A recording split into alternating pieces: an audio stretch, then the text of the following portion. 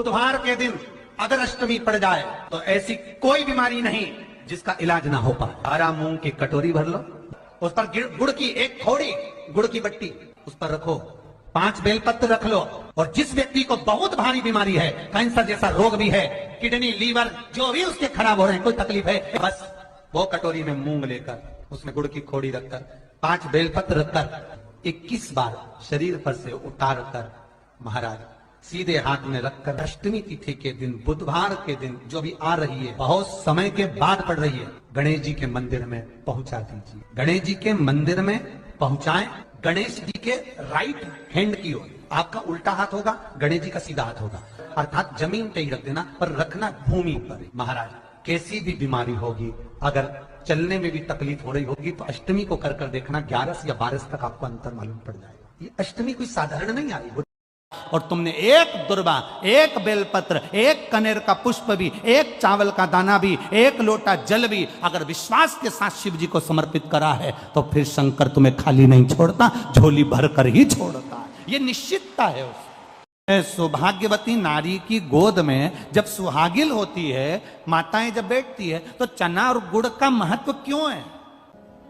क्यों श्री हनुमंत लाल जी को चना और गुड़ लगता है?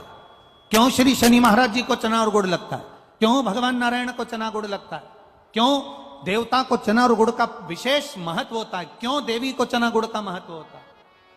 आपके उत्तर प्रदेश में एक महादेव हैं, श्री कल्याणेश्वर महादेव। उत्तर प्रदेश में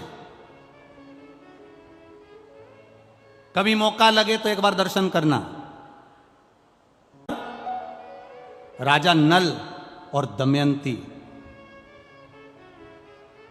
जब वापिस सत्ता मिल गई, वैभव मिल गया, एक बार घूमते घूमते जंगल में चले गए, और जंगल में गए तो इनका नियम था शिव जी को जल चढ़ाने का।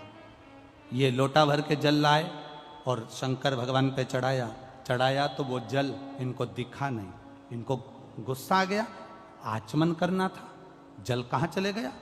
क्रोध में आकर कह दिया, ऐसा क्या शिवलिंग जिस पे जल चढ़ा और जल ना दिखे? मेरा पानी क्या कम था? 1000 घड़े गंगा का जल लाया जाए और शंकर भगवान पर चढ़ाया जाए। अब शिव जी ने परीक्षा लेना प्रारंभ कर दी राजा नल और दमयंती की।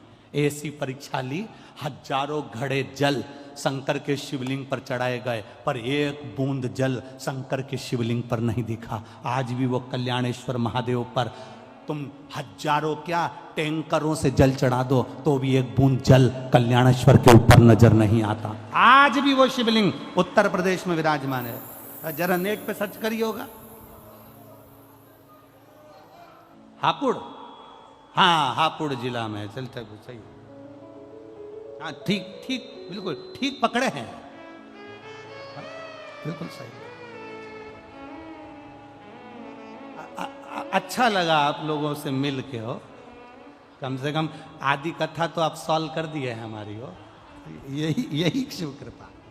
कभी मौका मिले तो अवश्य जाइएगा। 1000 लीटर जल उन पे चढ़ा के देख लेना, कुंटलों से जल चढ़ा कर देख लेना, जितना दूध बन जाए उतना चढ़ा के देख लेना, जितना दही बन जाए उतना चढ़ा के देख लेना, जितना शहद बन जाए उतना चढ़ा के देख लेना, जितना घी बन जाए उतना चढ़ा के देख लेना। एक बूंद घी शहद कुछ भी उस शिवलिंग पर नहीं दिखता। सारा की सारा देवादिदेव महादेव का इतना बड़ा शिवलिंग है, उसमें सब समा जाता है, एक बूंद पानी नजर नहीं आता, सब उसके अंदर उतर जाता है। वो कल्याणेश्वर महादेव, कल्याणेश्वर।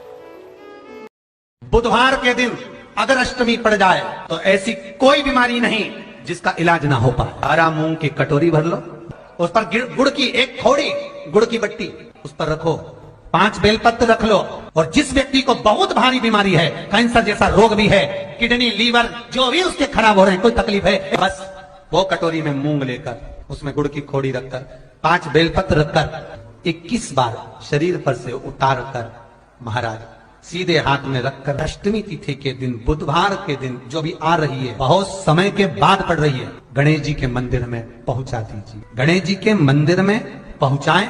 गणेश जी के राइट हैंड की ओर आपका उल्टा हाथ होगा, गणेश जी का सीधा हाथ होगा, अर्थात जमीन पे ही रख देना, पर रखना भूमि पर। महाराज कैसी भी बीमारी होगी, अगर चलने में भी तकलीफ हो रही होगी तो अष्टमी को कर देखना, 11 या 12 तक आपको अंतर मालूम पड़ जाएगा।